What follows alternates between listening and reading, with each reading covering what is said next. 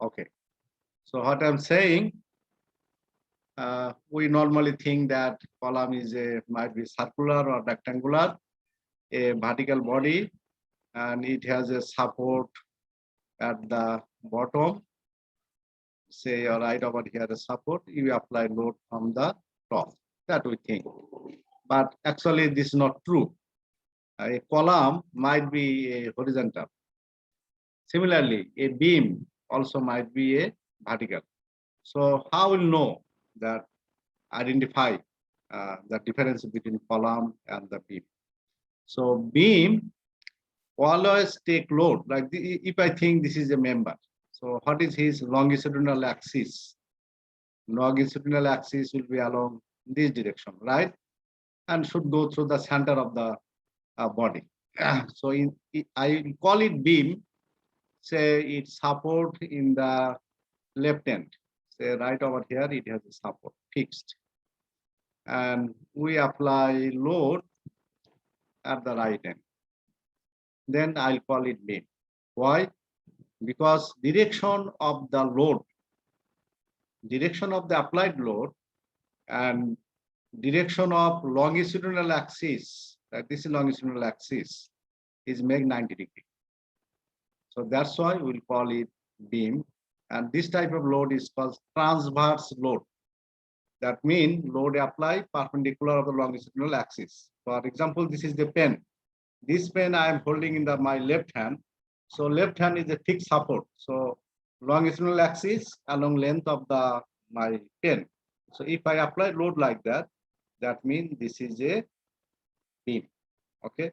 Similarly, this is vertical. Vertical member I holding in the bottom. That means this is a fixed support. He apply load along this direction, then direction of the load making 90 degree with the axis of the pen. So this will be a beam. Okay. Now, how to know a column? Column always carry compressive load. That means you are going home and you got off from the train or bus station, no taxi, no rickshaw. So you have to take your bag on your head. What does it mean? That means you are walking with a compressive load. That means a human body is behaving like a column. So instead of column, say a vertical member, you apply load from the top, that will be a column. Now you might think column is only horizontal. No, only vertical, but it might be horizontal. Say I have like that object. Okay. So support in the left side is a fixed support. If I apply a compressive load, then this pen will behave like a column. Okay. So in column, load always parallel to the longitudinal axis of the member, and load always compressive load. That is the difference between the column and the beam. Sometimes we could question what is the difference between beam and column. So you might say in the beam, load always it carry transverse load. That means load make 90 degree angle with the longitudinal axis. And in the beam, in the column, it carry always compressive load, and direction of the load is parallel to the longitudinal axis. This is one definition, one difference. Other difference you can say in terms of formula. Like in beam, what is the main stress formula? Sigma equal to NC over I. Then column we have different formula. We'll figure out later on. This is the one difference, two difference I'm telling you. Okay. So let's discuss that what is the column and where we use it, and what type of what is the failure criteria, how it is failed. So it's saying a member or parts who is subject to axial compressive load,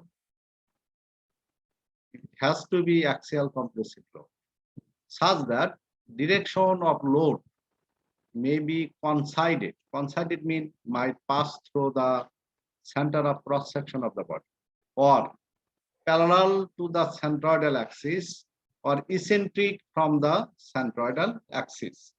For example, this is my pen box, okay, pencil box. So I am holding in the bottom with my hand. and applying load from the top. So what is the cross section? Rectangular. So if I apply load just at the middle, at the center of the cross section, that means direction will pass through the CG of the body, right? In that case, direction of the load coincided with the centroidal axis or passing through the CG of the body. Still, it is parallel to the longitudinal axis. Now, instead of adding load at the middle of the cross section, that means right over here, I can apply load right over here. That will go through the CG of the cross section. But instead at the middle, you apply at the corner. Say vertical, I'm applying at the corner. So my direction of the load still parallel to the longitudinal axis of the body, but it is not going through the CG. That is called eccentric load. That is called eccentric load. So it's saying coincided or parallel to the centroidal axis or eccentric from the centroidal axis. So this is the definition of the column. Now, where is the application? Aircraft structural component. In the aircraft, there is a lot of body parts that carry only compressive load. That is, if you work in a design program or if you like to design, then you have to decide that this column, this parts is a column, depending on the carrying load. Then you use the column formula to the trace analysis and you confirm your design. Then bridge. Sometimes you see all the steel structure bridge, they use the trusses. Those trusses member also carry compressive load, and we have like a column.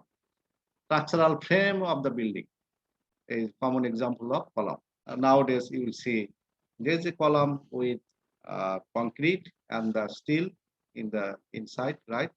Also you see a lot of nowadays lot of building making with the steel structure like I-beam. Those also carry like a work like a column. Okay. Now, how it is failed, the column? Failure of column occur by buckling. Buckling means it will be bent by lateral deflection. Then it is failed. Say I have a pen. If I apply too much compressive load, then it will bend like that. Lateral deflection. That means it will bend this way. So that's why that is called lateral deflection. For example, I have a very thin structure and you apply, say, a compressive load at the top. Okay, and in the bottom, it has a fixed support. So it has a fixed support. That means, so what will be the load at the bottom? At the bottom, load has to be the same of upper load. Like if you figure out the reaction. So this is reaction. Now, what you see? This member is a column. Now, under load, how will buckle? It will buckle like that. You increase the load, you will buckle more. Still, it able to carry the load, but you increase more load, then it ultimately it will fail. For example, if I put a 15 kg bag on your head, you able to carry it, right? You walk with shoe, you can go. But I increase the load, say 20 kg, still you are fit. But if I increase 30 kg, you might be able to carry, but you will see your body is bending a little bit like that. Any direction it can bend. And sometimes you might observe, if you go some grocery store or some big store, you will see people carrying almost 80 kg rice bag on the head or taking on the back side. Okay, so those are the, and if they carry on the head, you might observe their body is a little bit bent. So that means their body is working like a column. Okay, so in column, first column buckle. That means it has lateral deflection. If it has longitudinal axis, it bend like that. It can bend any direction. I draw it in the left side, but it might bend in the right side. Any direction it can bend, okay, depending on the cross section. So it's a first is buckle, then it fail by compression.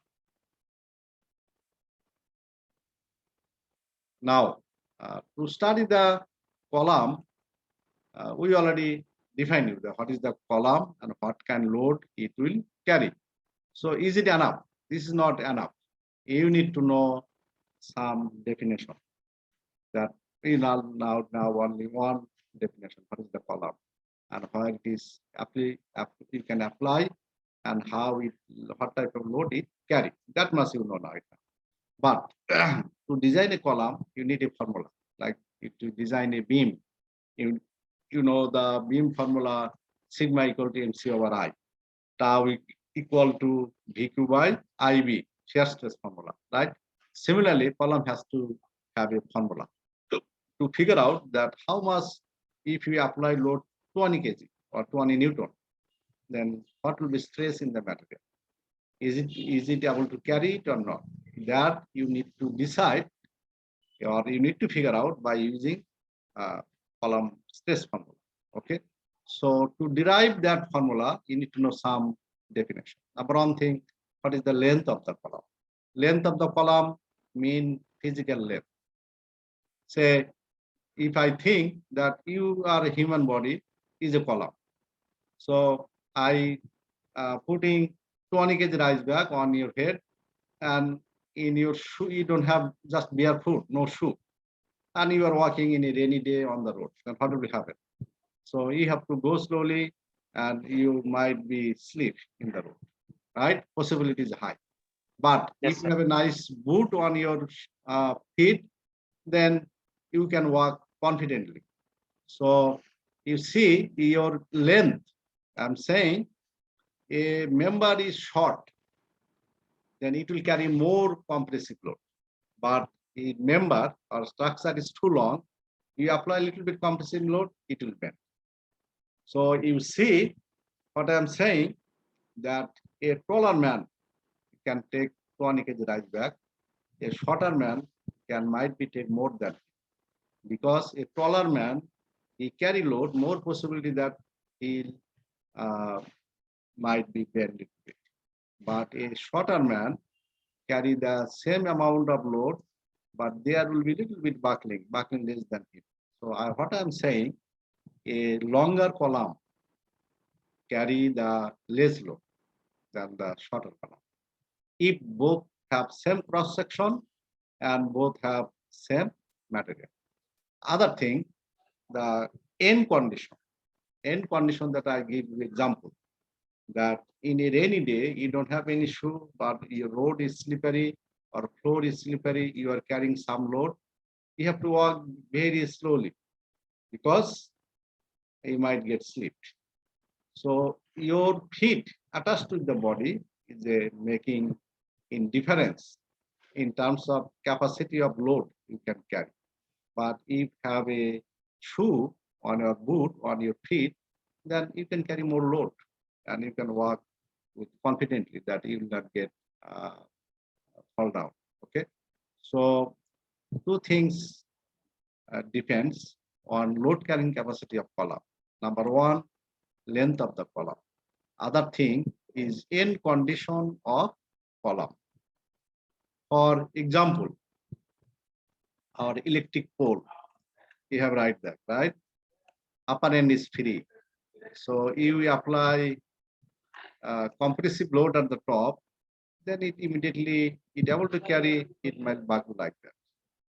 Okay, but at the bottom, say, is fixed, and the top you putting inside some guideline that it should not move left or right. In that case, it will carry more load. So we'll discuss it later on. Just right now, remember that load carrying capacity of column also depends on end condition. Then you need to know the radius of gyration. What is radius of gyration? You already know in engineering mechanics, right? So radius of gyration equal to root over I minimum by A. And some book it expressed by letter K. And some book it is expressed by letter rho. Any way you can use. So K or rho is radius of gyration, and that equal to I minimum by A. I will explain it later on. Why not I maximum?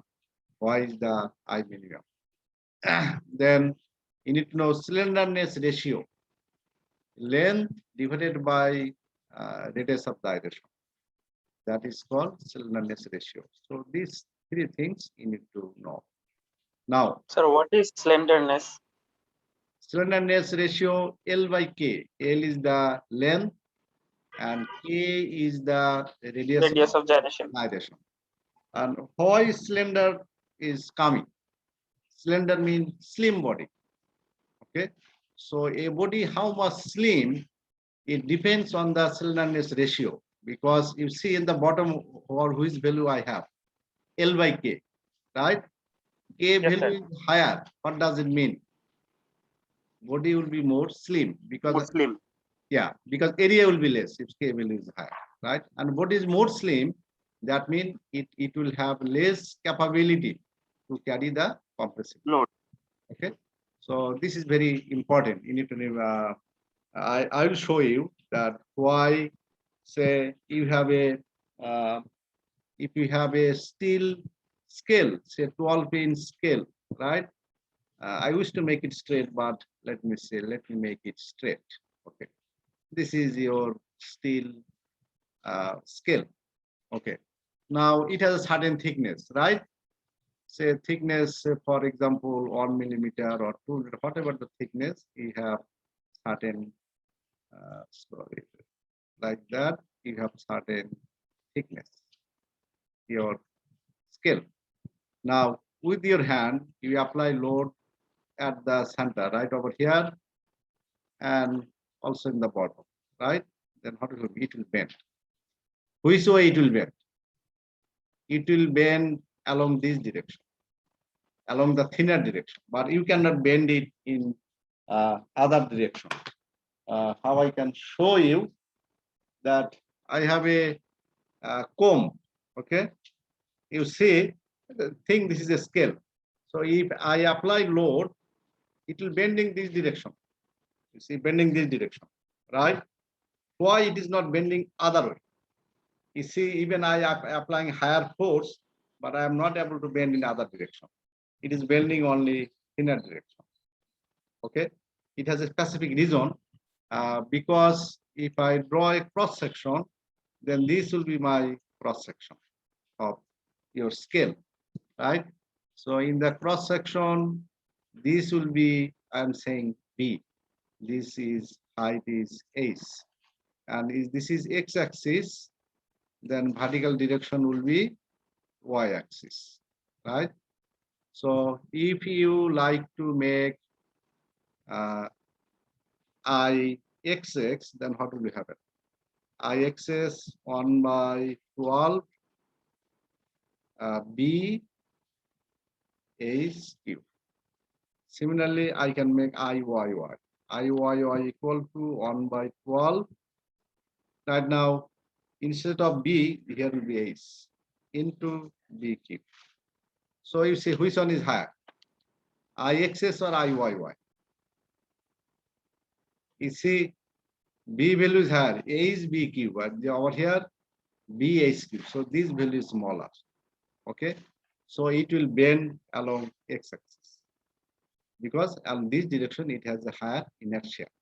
So when you apply a compressive load in the column, then it will bend in along where the moment of inertia is less. Moment of inertia mean higher mean it has more resistance to bending. You have bigger cross section, bigger moment of inertia. That means it will not allow you to bend. So a steel, scale, when you're placing compressive load, is bending along the thinner end because the flat end, because that direction moment of inertia is less. Okay, so that's why we use K or rho equal to radius of gyration equal to I minimum by A. This is the formula. Now, in the column, we have to know one thing that is called critical load of the column. What is the critical load? I will explain it. it depends on end condition or end support of the column. That I already explained it. That load carrying capacity depends on the end condition of the column. So what is critical load of the column? So say this is your column, and if you apply load, compressive load, so it will be from vertical end you apply. Similarly, at the bottom end you apply the load. So you apply at first, for example, 100 Newton. It's not deflecting, it's carrying load. Okay. You increase the load to 100 or say 120, then gradually you make 300. Still it is carrying, but when you making 300, even if you applying 100, still it will bend little bit, but that bending might be extremely low, you cannot realize. Even if found by formula, value will be very small, but there will be some bending. We increase the load, still it will bend, but it will not fail. It able to carry the load. Okay.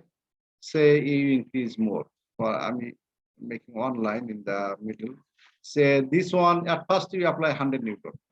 A little bit bending, you're not able to see. I'm not drawing that line. So say this one is for 100 Newton. Increase more. So you make an increase by 120. Then we say it bending little bit more. Still, it able to carry the load. But you increase to 300, then we see bending more, making this type of bending. But still, it is done it. It is not breaking. But you making 305 load, say 305 Newton. You just increase little bit from the 300. Then ultimately it will fade, break up.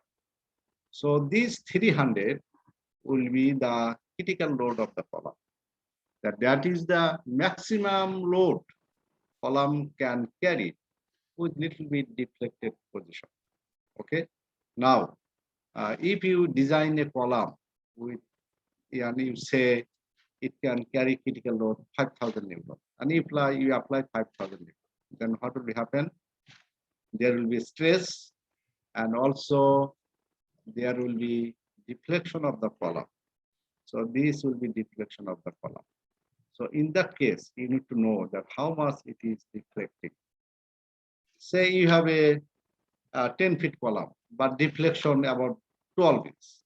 So if you have other structure right over here, then it might hit other structure.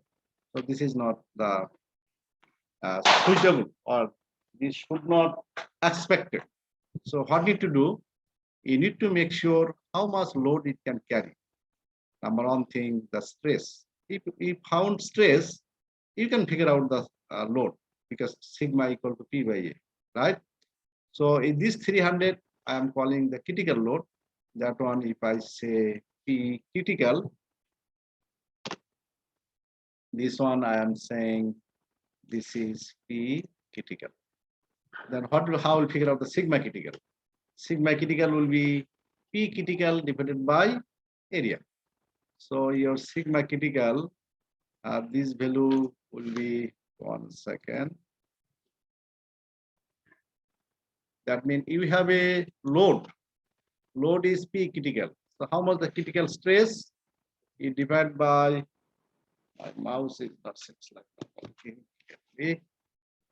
So you have sigma critical.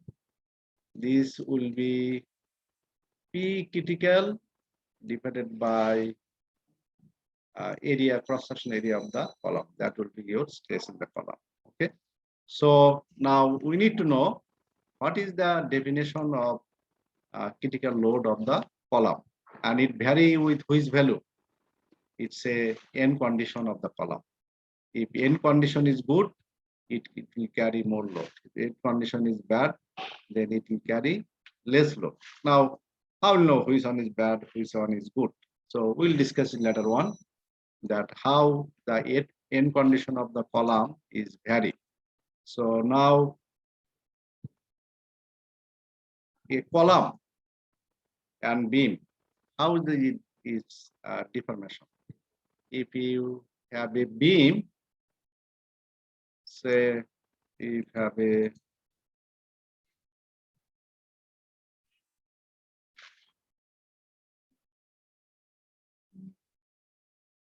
it seems like I missed this slide.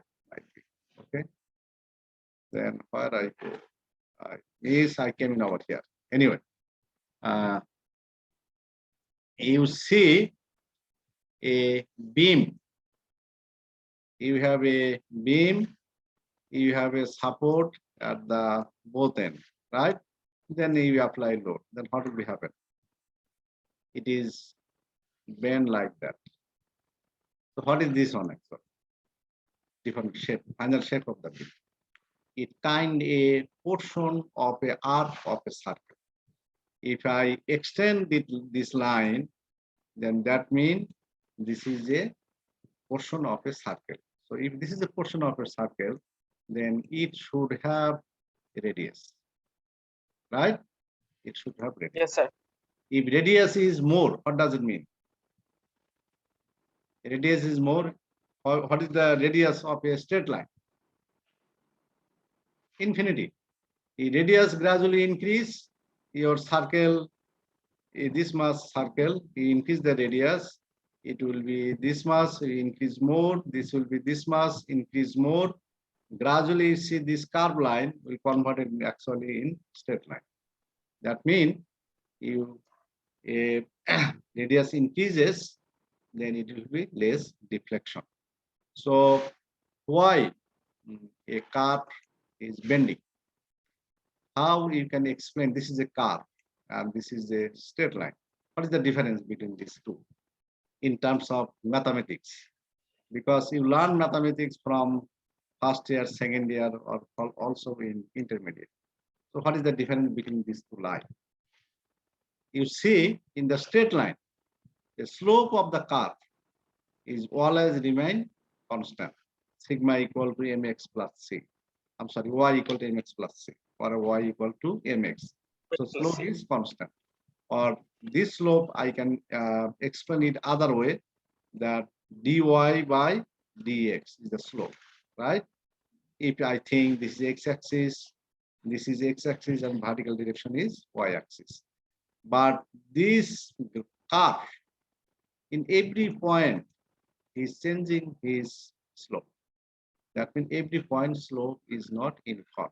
That is the difference between a straight line and the curve. So you see deformation of a beam when make a arc of a circle. That means the slope is not constant. And column also do the same thing, because this is bottom end, this is upper end. So you applying compressive load, say from top, bottom has a support, so you also react in this mass force. Then it will bend like that, right? So what does it mean? That means this portion actually a arc of a circle, and every point is deformation is changing. So there is some similarity over here between beam and column. So let's see, go back to previous slide. I just missed it right over here. Before that, right over here, we give you definition of the column. Now there is one more thing, that how many types of column we have. Now we might have column with long column with central loading. This is one criteria, one type of column. Or you can say slender column, that means slim column. Other one, intermediate length column with central loading. Other one, column with eccentric loading. That I already show you with my pen box. Then you can apply load at the corner, or you can apply load at the center of the cross section. That if you apply your direction of the load not going through the CG, then your load will be eccentric loading. Then there's strut or short column with eccentric loading. So these four types of column normally we see in terms of loading. Now, there is a two word you see. One is short column, one is long column, and intermediate column. Those column, only by seeing the length, physical length, you cannot say column is short or column is long, because say you have a very high cross section of a column. Say this is the cross section, but its length is 200 meters. And other one, cross section is like that, thinner, but this column length, say 1.5 meter, 5 meter, and this one is 200 meter. So you see this cross section is heavier than this one. So by observing the length and cross section, you might say this is the long column, right? Or you can say this is a short column because cross section is used, right? And this one you can say a slim column because cross section is very thinner. It is very thinner, or cross section is very low. So even, but length is 1.5 meter. So in reality, you might see this one behaving like a short column and this one behaving like a long column. So what I'm saying, only by observing the length and cross section, you cannot say column is a short and column is a long. So you see, we need one more formula right over here to identify a short column and a long column. Obviously, a short column carry the more load, but there is a scale that how we can identify the column is short and the column is a long. So we'll teach you, okay, later on. We'll figure out a formula. Now, critical load of the column. You see, right over here is showing critical load of a slender column. Slender means slim column, subject to axial compression. It is the magnitude of axial force just enough or sufficient to keep the column or bar slightly deflected configuration. So I just give you example that you apply 300 load, but you increase more than 300, then column fail. Say it's failed or break. So this 300 load will be P critical load of the column. And right over here is showing a pin-ended bar in a buckle configuration due to critical load P critical, PR, PCR is shown in the below. That means it's showing the deflection of the column due to the application of critical load. And this mass is the deflection. So as an engineer, you design a column, then you need to make sure what is your deflection right over here. Then you need to know what will be the stress in the column. Okay.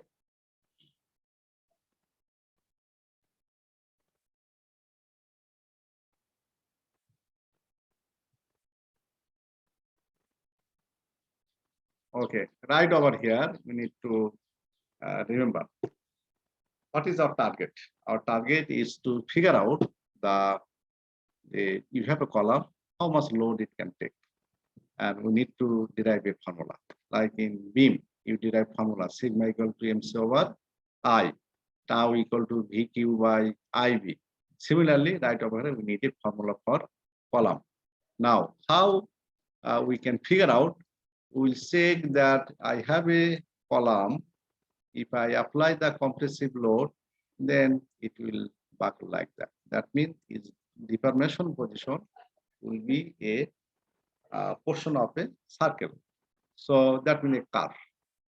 So if this curve, it has a radius rho or radius r, then 1 by rho or 1 by r equal to, this is the formula.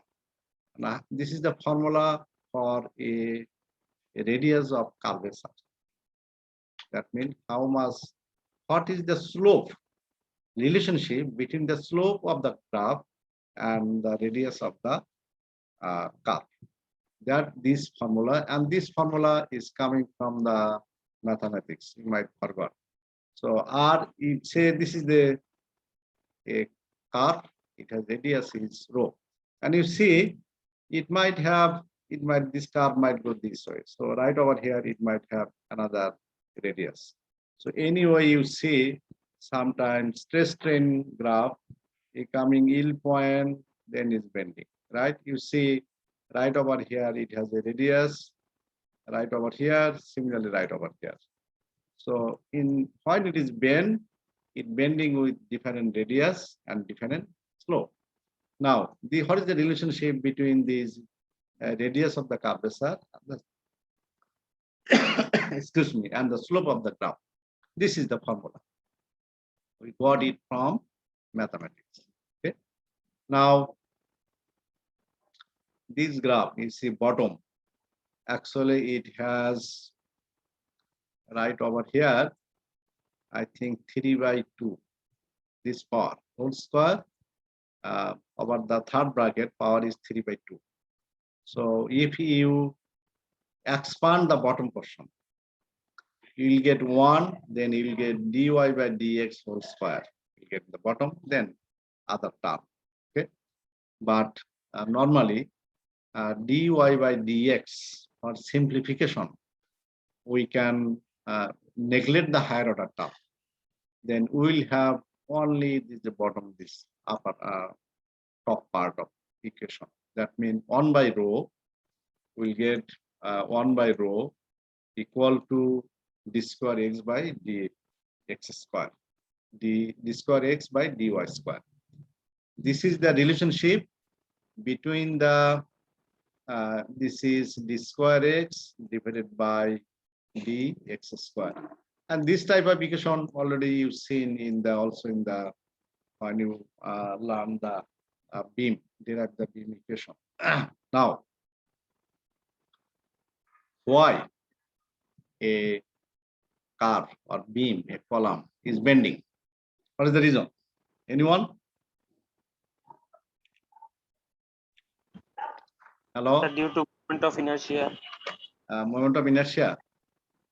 Yeah, moment of inertia. What is the function of moment of inertia? It resists the bending. More Yes, inertia, more resistance. He will not like to buckle or bend. But I'm saying, you see a structure bending. What is the reason?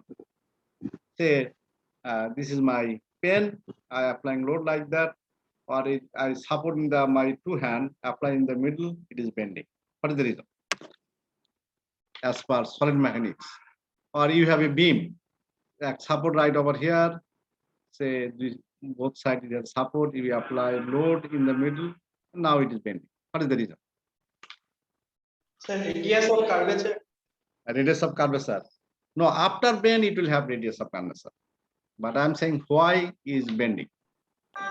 There is a relationship with something. Comprehensive load on both sides. No, there is a bending load.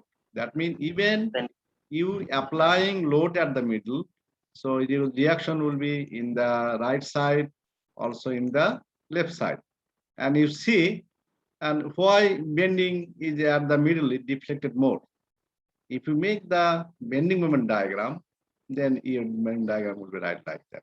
That means at the middle, or might be it go bottom. Okay, and so you see your bending moment at the left end 0, gradually moving in bending moment is coming maximum, then gradually changing the sign. That means at every point its bending moment is working on the member. Either it is a column or it is a beam.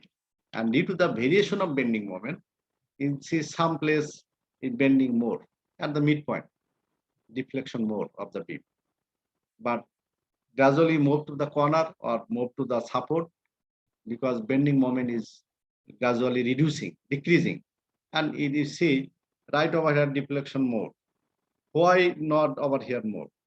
Because right over here bending moment is less. So what I am saying, that this radius of curvature, it also has a relationship with the bending moment, with the inertia, modulus of elasticity and inertia of the member. And that relationship M equal to EI by rho. And this one you derive it. When you derive the formula, you use it, this formula, sigma equal to My or MC over I, this formula. Okay, so just remember that every section bending moment, there is a bending moment. Due to the bending moment, it is bending. So what is the relationship? Right over here, we are getting relationship between the radius of curvature and the slope of the curve. And right over, we are getting that why it is bending, because every point there is a bending moment or. So that bending moment will be equal to E by I by 1 by rho. So you see that if we figure out the rho over here, then rho equal to E by M, right? Rho will be E by M. If M value is high, how much will be rho? Decrease, right? M Yes, is sir. increasing, rho decreasing. What does it mean? It will less bending or high bending? So less bending. More bending. The more bending, sir, Your because 1 by circle- rho is radius of Yeah, curvature. 1 by rho, because your circle will be smaller. Your rho increasing, what does it meaning? That means radius increasing, it gradually going to be straight line. Okay. Yes, sir. So these two formula relationship we needed to derive the formula, right? This one and also this one. Okay. So let's see what we have in the next slide.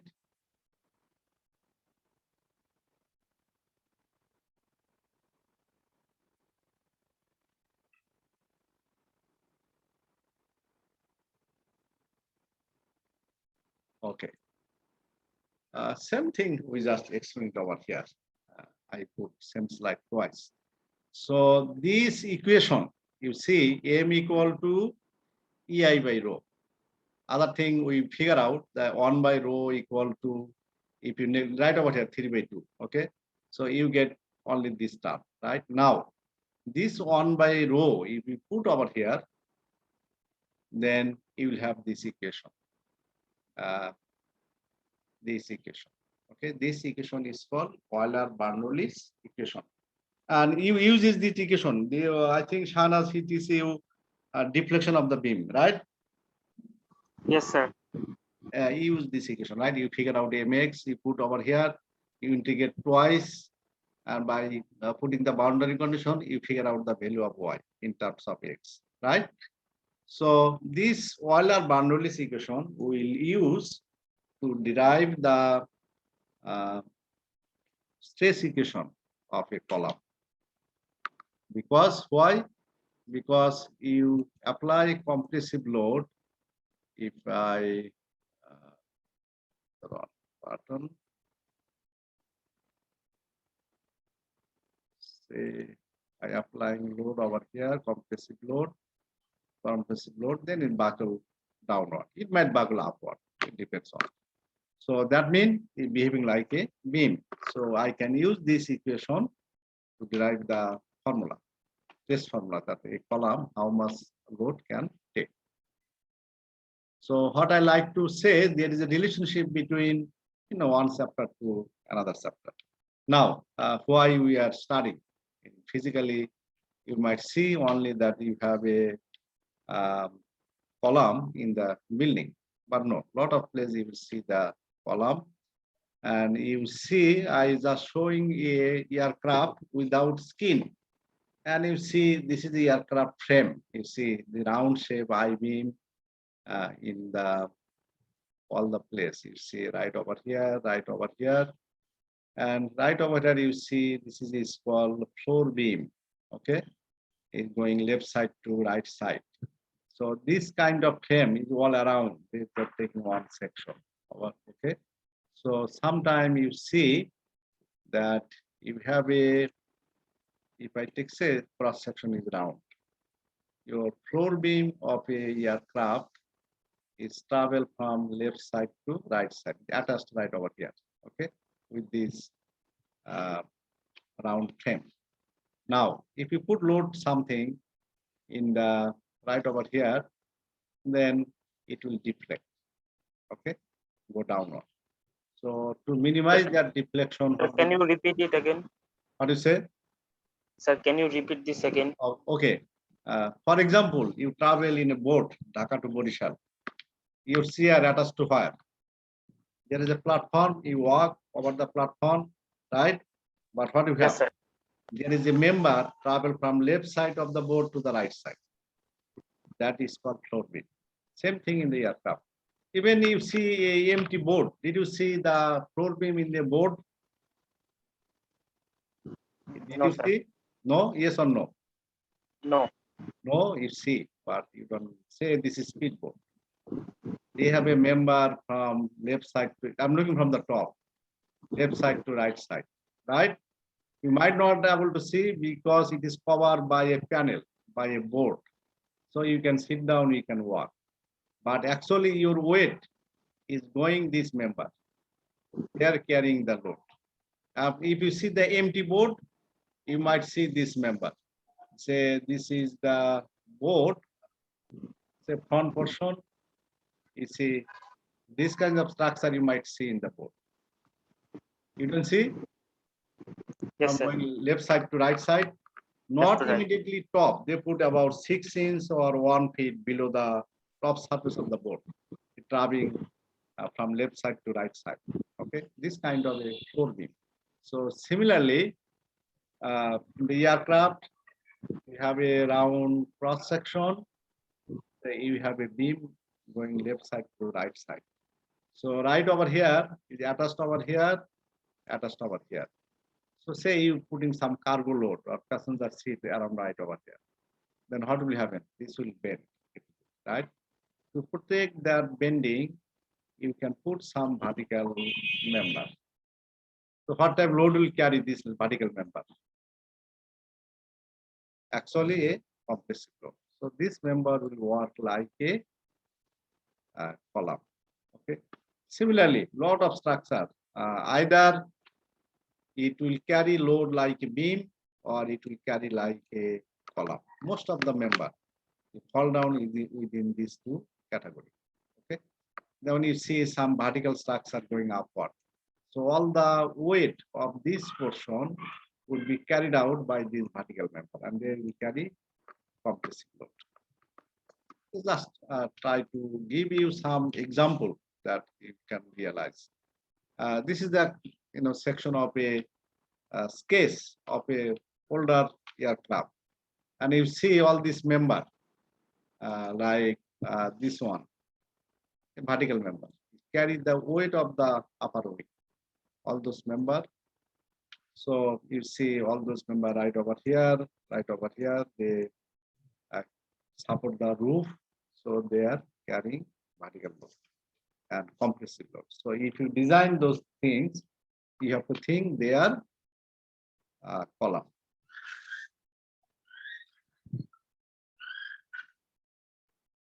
And right over here you see, I just try to show you, this is the real picture of the aircraft. Inside one, you see all the round shape frame over here in the left side. You see all the round frame, and upper is a thin plate or sheet. Normally they call it skin in the aircraft industry. And you see, even they have a floor panel. This is called floor panel.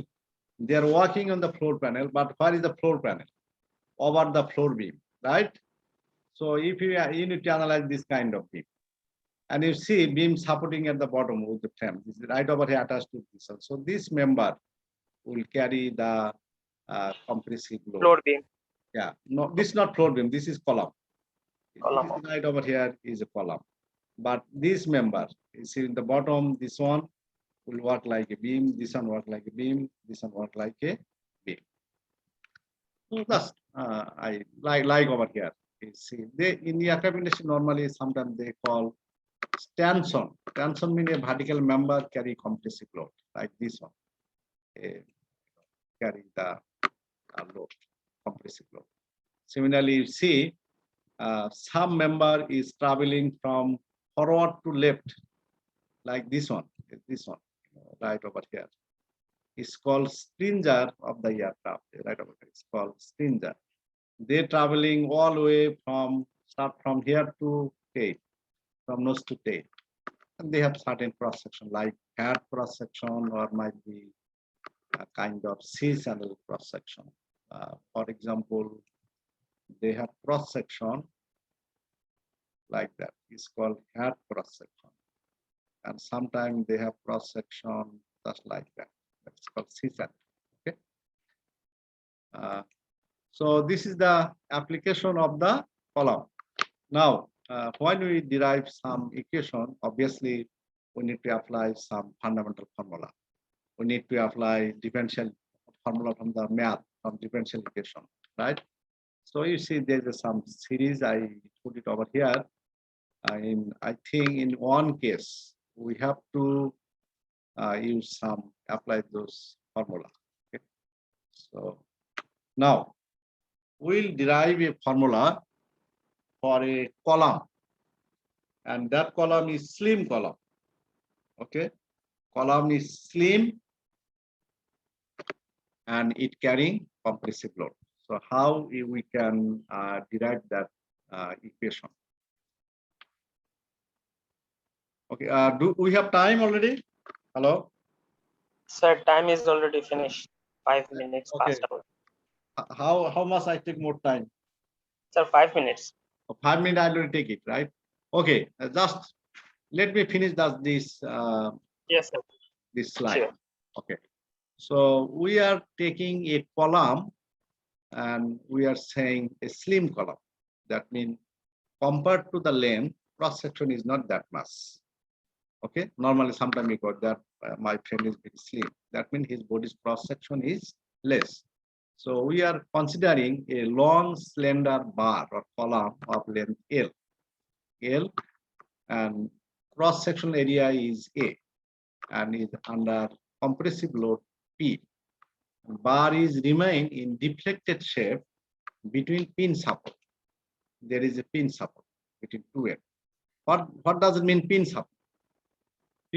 Pin support, like I'm holding my pen with my finger. This is pin support. Why? I am not allowed to move pen to the right direction. I'm pulling, I'm not allowed.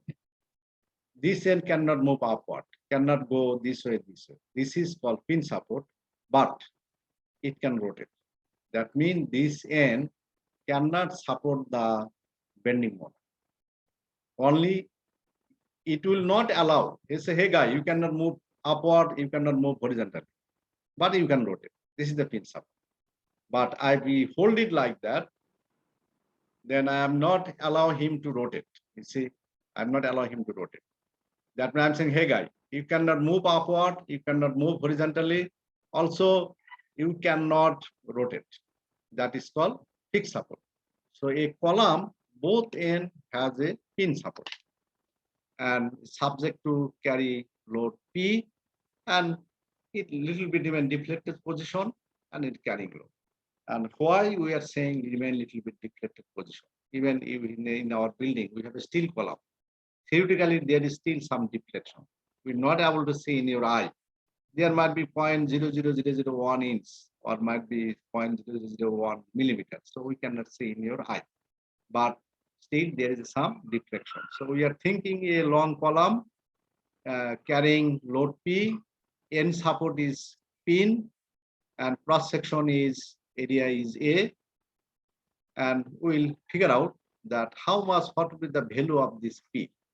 That we'll figure out. And what is the assumption?